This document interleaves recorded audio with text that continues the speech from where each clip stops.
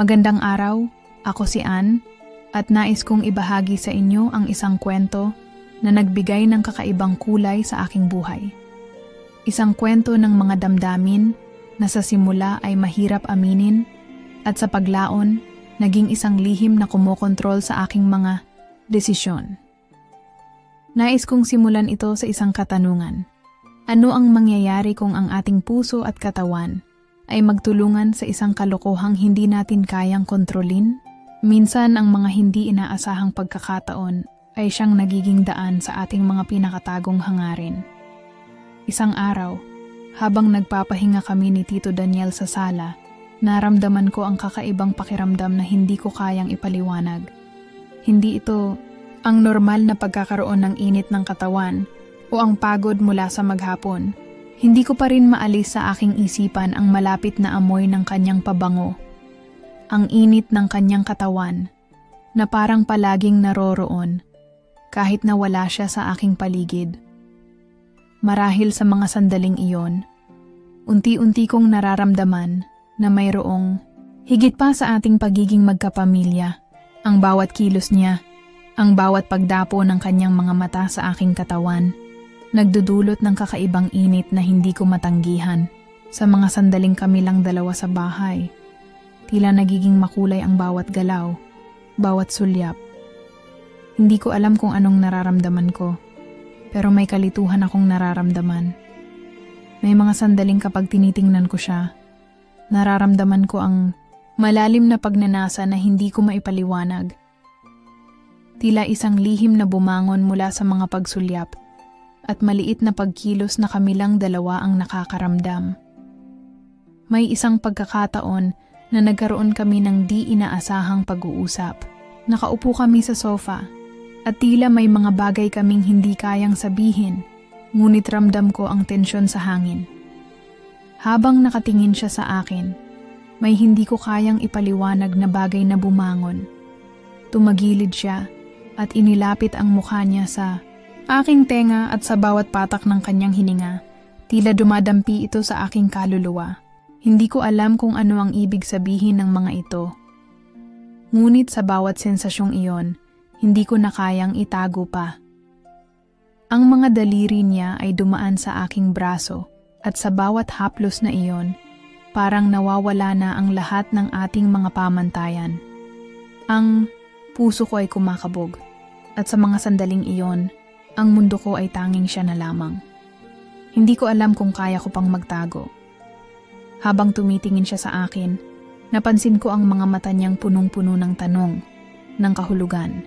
Ang mga mata niyang iyon ay parang nagsasabing may higit pa sa lahat ng ito, at isang tahimik na sagot lang ang hinihintay. Ilang segundo pa lang ang lumipas, ngunit naramdaman ko na ang init na iyon. Ang katawan kong unti-unting dumaloy sa ilalim ng lahat ng takot at pag-aalinlangan. Hindi ko alam kung anong mga saloobin ang naglalaban sa aking isipan. Ngunit alam ko na ang init na iyon ay hindi ko kayang pigilan. Bawat segundo na magkasama kami, mas lalo kong nararamdaman ang ganitong tensyon.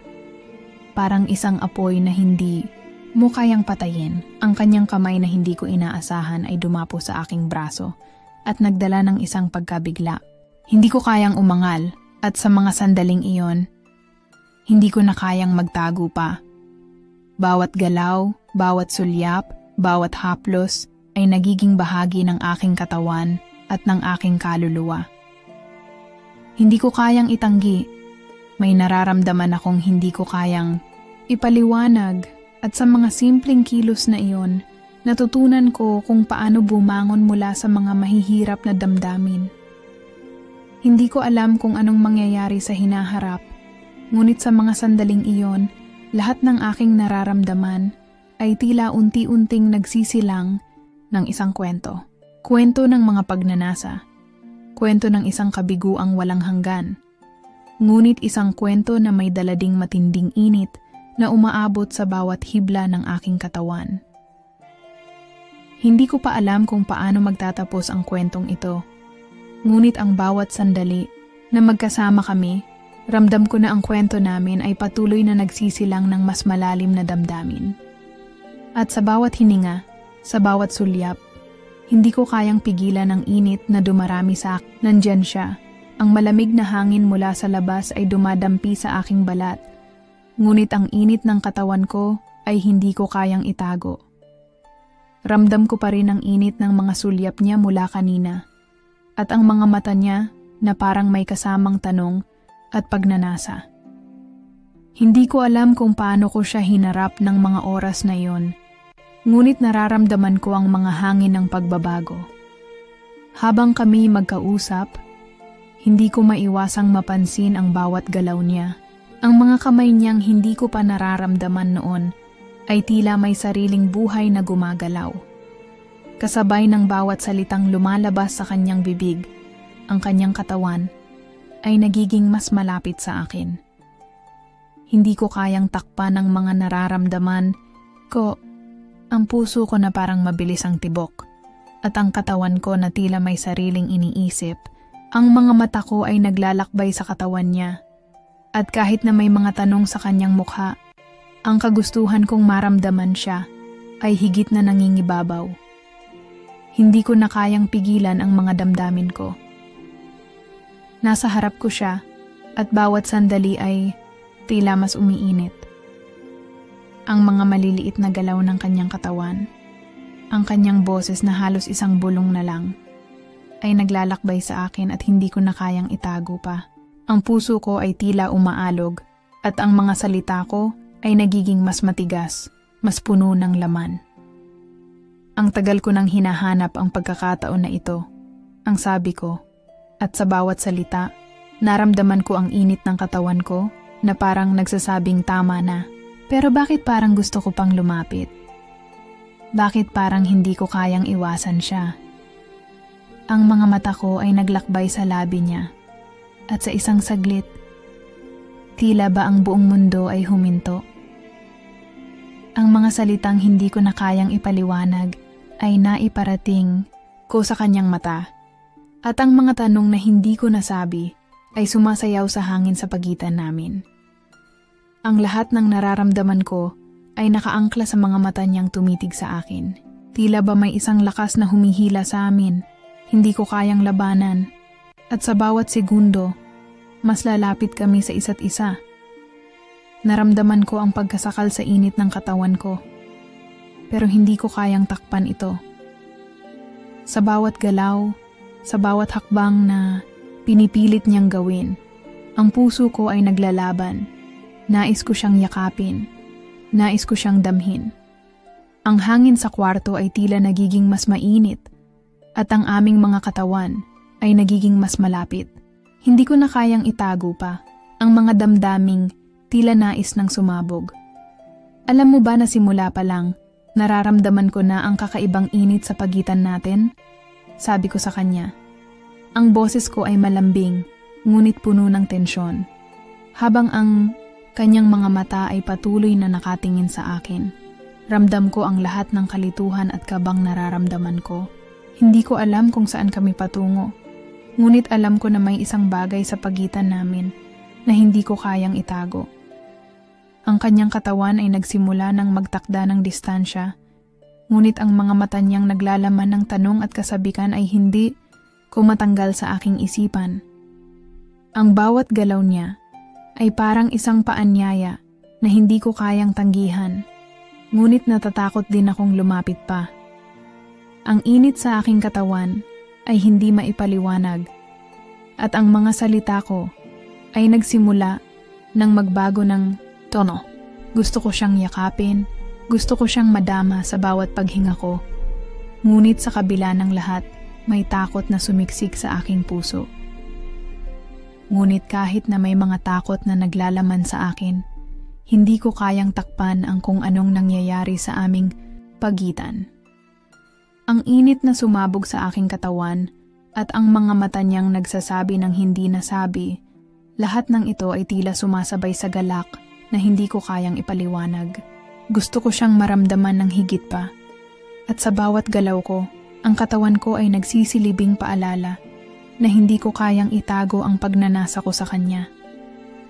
Sa mga sandaling iyon, ang hangin ay tila masyadong mainit at ang mga sulyap namin sa isa't isa ay hindi kayang itago pa. Ang bawat minuto ay tila naging walang hanggan at sa bawat paghinga ko, naramdaman ko ang kaba na mas lumalalim pa. Ngunit hindi ko na kayang pigilan ang nararamdaman ko. Ang mga mata ko ay nagsimula nang maglakbay, muli ang katawan ko ay nag-aalab sa init. At ang mga susunod na hakbang namin ay magiging puno ng tanong at sagot. Habang nakaupo ako, nararamdaman ko ang bawat tibok ng puso ko na mas mabilis kaysa karaniwan. Hindi ko alam kung paano ko siya hinarap o kung paano ko nagawang magpatawa sa kanya sa mga sandaling iyon. Ang katotohanan ay hindi ko na kayang iwasan siya. Wala na akong magagawa kundi ang sundan ang nararamdaman ko. Ang init na dulot ng katawan niya ay patuloy na dumadaloy sa akin. At ang bawat sulyap niya ay parang apoy na sumasalubong sa akin. Ang hangin ay malamig, ngunit ang katawan ko ay tila umaalab sa init ng aming pagkikita. Ang mga mata ko ay hindi makaalis sa kanyang mga labi, sa kanyang leeg, at sa bawat detalye ng kanyang katawan. Hindi ko alam kung anong nangyayari sa akin. Ngunit may isang bahagi sa loob ko na nagsasabing lumapit pa ako. Hindi ko kayang iwasan siya at bawat galaw ko ay tila may kasunod na alon ng init at saya. Siya na ngayon ang nangingibabaw sa aking mga isipan. Ang bawat titig niya ay mas matalim, mas malalim. Alam ko na may isang bagay sa aming pagitan na hindi ko kayang ipaliwanag. Ang isang hindi nasabing bagay na nag-uugnay sa amin sa paraang hindi ko kayang kontrolin. Nararamdaman ko ang pagnanasa sa bawat sulyap at ang mga tingin na walang salita, ngunit punong-puno ng mensahe. Hindi ko na kayang itago ang nararamdaman ko. Wala na akong pakialam sa kung ano ang mangyayari sa hinaharap. Ang ngayon ang mahalaga, ang mga daliri ko ay hindi ko kayang pigilan. Naglalakbay na sila sa mga bagay na hindi ko pa nagagawa noon. Ang mga mata ko ay nakatitig pa rin sa kanya. At sa bawat galaw, ang hangin sa paligid namin ay tila humihigpit. Ang puso ko ay patuloy na bumibilis at ang katawan ko ay tila tumutugon sa bawat sulyap at halakhak niya. Para bang ang bawat galaw niya ay may kasunod na pagnanasa at bawat galak ko ay tumitindi pa. Alam mo, sabi ko, ang boses ko ay nanginginig. Hindi ko kayang takpan ang nararamdaman ko. Gusto ko sanang sabihing hindi ako natatakot, pero hindi ko na alam kung paano ko ito hawakan. Hindi ko kayang itago ang mga saloobin ko. Gusto ko siyang yakapin, ngunit may kaba na sumasabay sa bawat galaw ko. Ang mga mata ko ay hindi na kumakawala sa kanya, at sa bawat sulyap, ang katawan ko ay nagsisimula ng magtangkang lumapit. Naramdaman ko ang kanyang presensya na lalapit at ang mga kamay ko ay nagsimulang maglakbay patungo sa kanya. Walang masyadong salita, ngunit ang bawat galaw ng aming mga katawan ay nagsisilibing pangako na may mga bagay na hindi kailangang sabihin. Ang init ng katawan ko ay patuloy na tumataas at ang mga labi ko ay naglalaban sa pagsaway sa mga nararamdaman ko. Pero sa kabila ng lahat ng iyon, may isang bahagi sa akin na natatakot, na hindi ko kayang tanggapin ang pagkakaroon ng ganitong koneksyon. Anong nangyayari sa atin? Tanong ko sa kanya. Ang mga mata ko ay tinitigan siya ng matalim, puno ng pagnanasa, ngunit may halong pagkalito. Hindi ko kayang pigilan ang mga tanong na iyon. Ngunit alam ko na hindi ko kayang maghintay pa.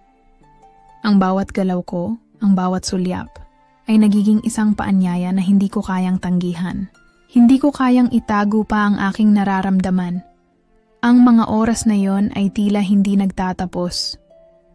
Ang hangin sa kwarto ay tila nagiging mas mainit, at ang katawan ko ay naglalakbay patungo sa kanya. Ang mga kamay ko ay nagsisimulang maglakbay sa kanyang mga braso. Naramdaman ko ang kanyang katawan na parang may sariling init.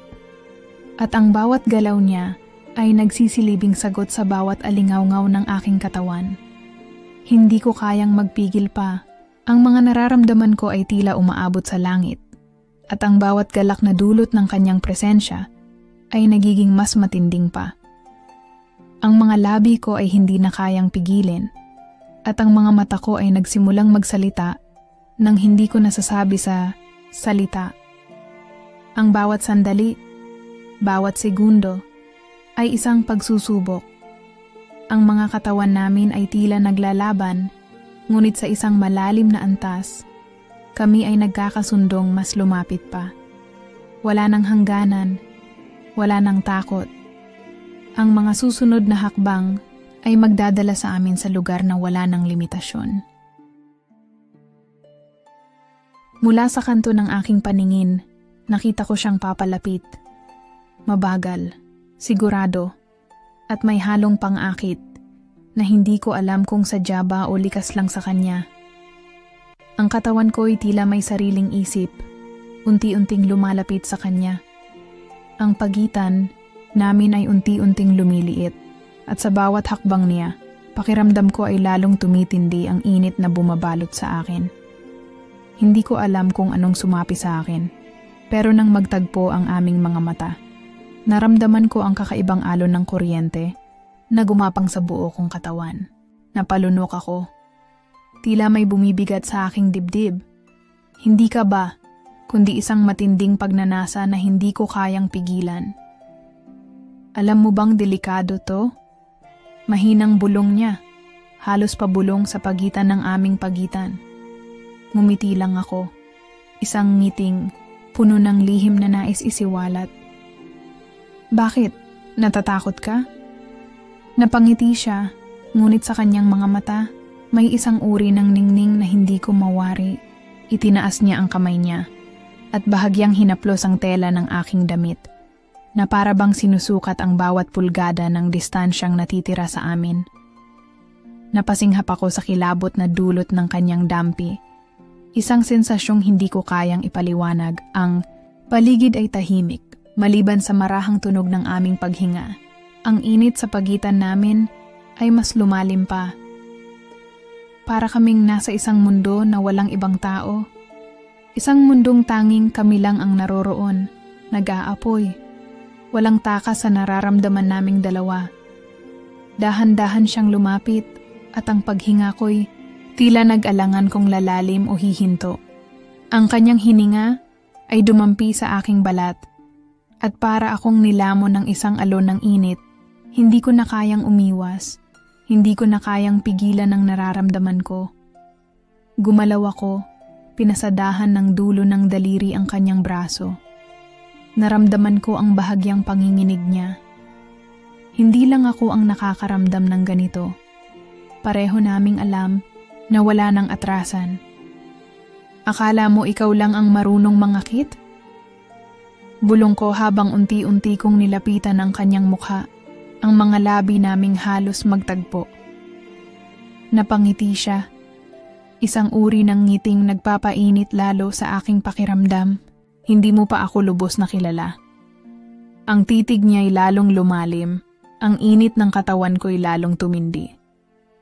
Ang pagitan namin ay halos maglaho, at sa mga sumunod na sandali, wala na akong ibang naisip, kundi ang pagnanasa madilim ang paligid.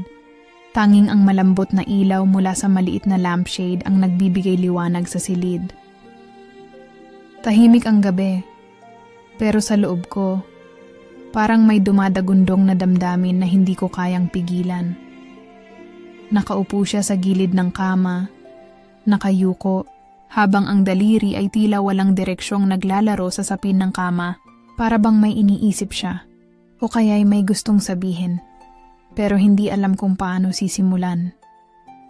Hindi ko alam kung anong nagtulak sa akin, pero dahan-dahan akong lumapit sa kanya.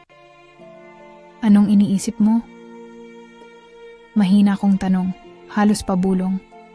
Saglit siyang tumingin sa akin, ang kanyang mga mata ay puno ng emosyong hindi ko agad na unawaan. Hindi niya sinagot ang tanong ko, pero ang paraan ng pagtitig niya sa akin ay nagsasabi ng higit pa sa anumang salita. Dahan-dahan kong inabot ang kanyang kamay. Mainit. Ramdam ko ang bahagyang panginginig niya sa pagdampi ng balat namin. Hindi niya ito binawi. Sa halip, unti-unti niyang hinigpitan ang hawak para bang ayaw niyang bumitaw.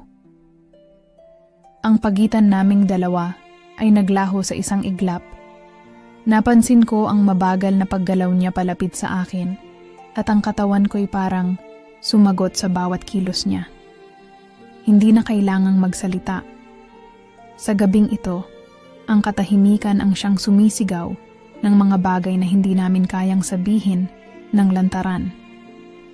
Nang bumaba ang tingin niya sa aking labi, alam kong wala nang atrasan. Hindi ko alam kung sino ang unang gumalaw, pero naramdaman ko ang init ng kanyang hininga sa aking balat. Nakapikit ako, ninanamnam ang bawat segundo, habang ang puso ko'y bumibilis ang tibok. Bawat haplos ay tila apoy na dumampi sa aking balat. Bawat paghinga niya ay lalong nagpapainit sa katawan ko.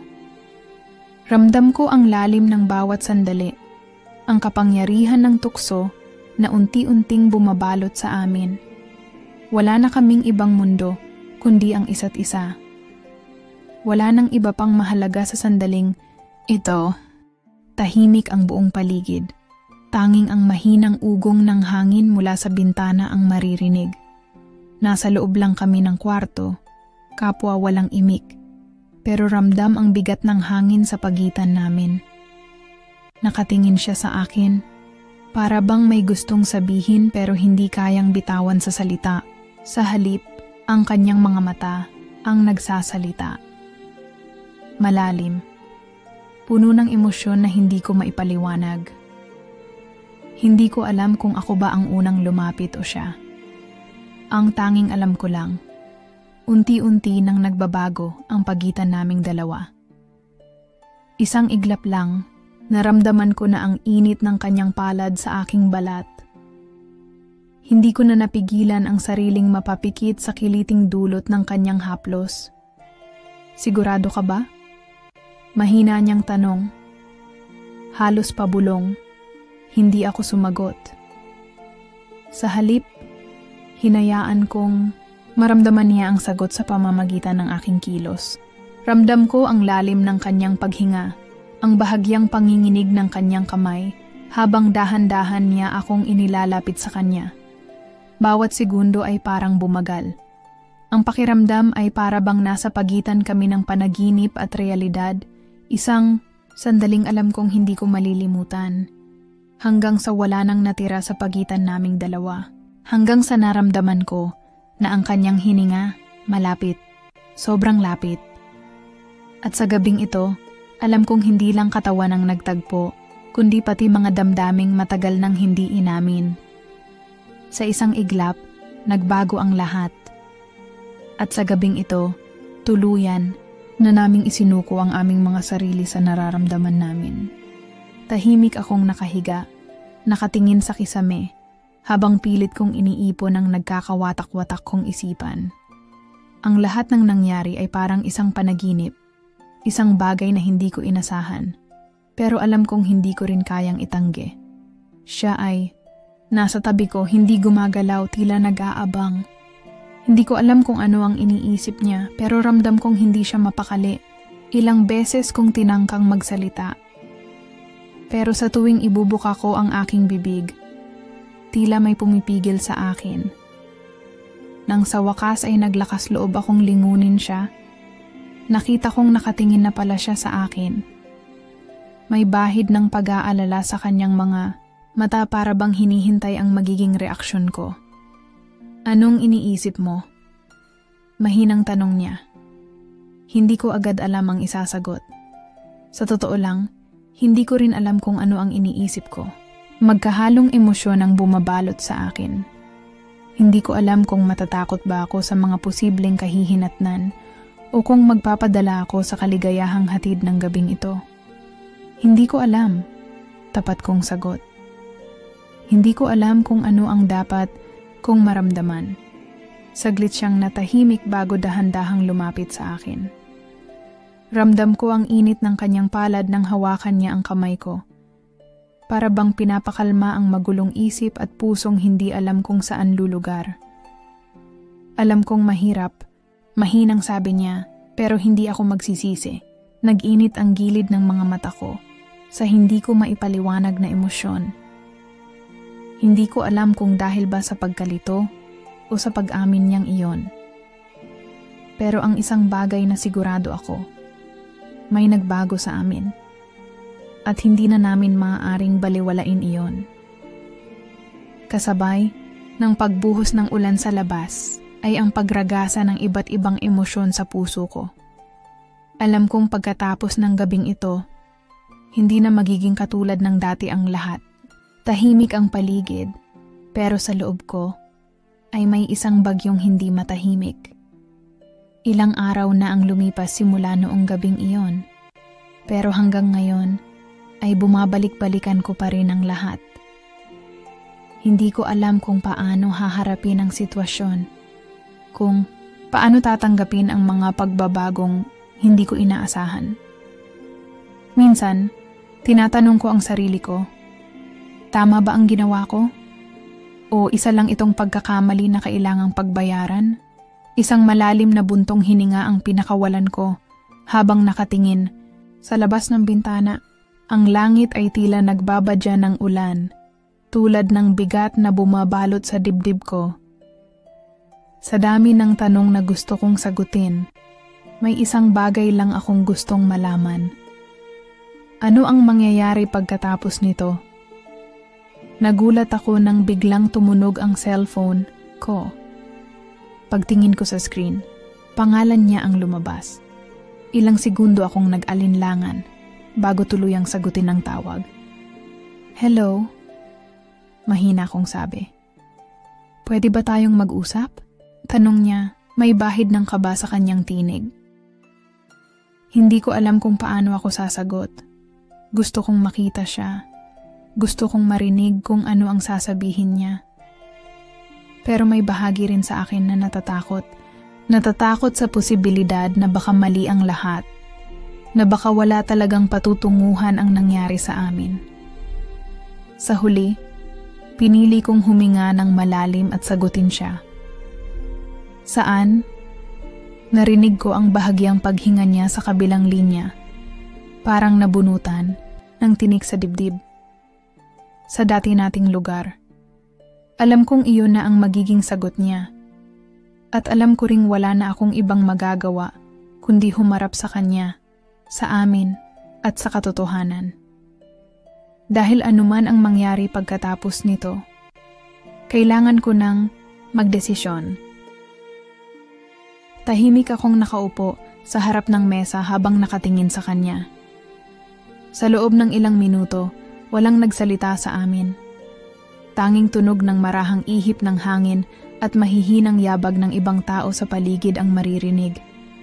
Hindi ko alam kung paano sisimulan ang sasabihin ko. Gusto kong maging tapat, pero alam kong may bigat sa bawat salitang bibitawan ko. Alam kong hindi natin ito inasahan. Mahina kong sabi. Pinagmamasdan ang reaksyon niya. Tumango siya. Tila inaasahan na ang sasabihin ko. Pero kailangan nating harapin. Hindi ba? Napangiti ako ng bahagya. Oo. Tama siya. Hindi pwedeng tumakas sa mga bagay na nangyari na. Wala nang puwang para sa panghihinayang o pagsisisi. Ang tanging magagawa na lang namin ay tanggapin ang lahat at magdesisyon kung paano namin itutuloy ang aming mga buhay. Salamat, mahina niyang sabi. Dahil hindi mo ako iniwasan, umiling ako. Salamat rin dahil hinayaan mo akong maging bahagi ng buhay mo. Wala nang kailangang sabihin pa. Sa pagitan namin ay isang hindi matawarang pag-unawa. Kahit ano pa ang kahinatnan nito, alam naming pareho na may aral kaming natutunan. Bumangon ako sa upuan at huminga ng malalim. Oras na para magpatuloy. Oras na para sumulong sa bagong landas. Dala ang lahat ng alaala at aral ng nakaraan. At sa huling pagkakataon, bago ako lumakad palayo, lumingon ako sa kanya at binitiwan ang isang huling ngiti. Minsan, may mga kwentong hindi natatapos sa paraang gusto natin. Pero hindi ibig sabihin na hindi ito mahalaga.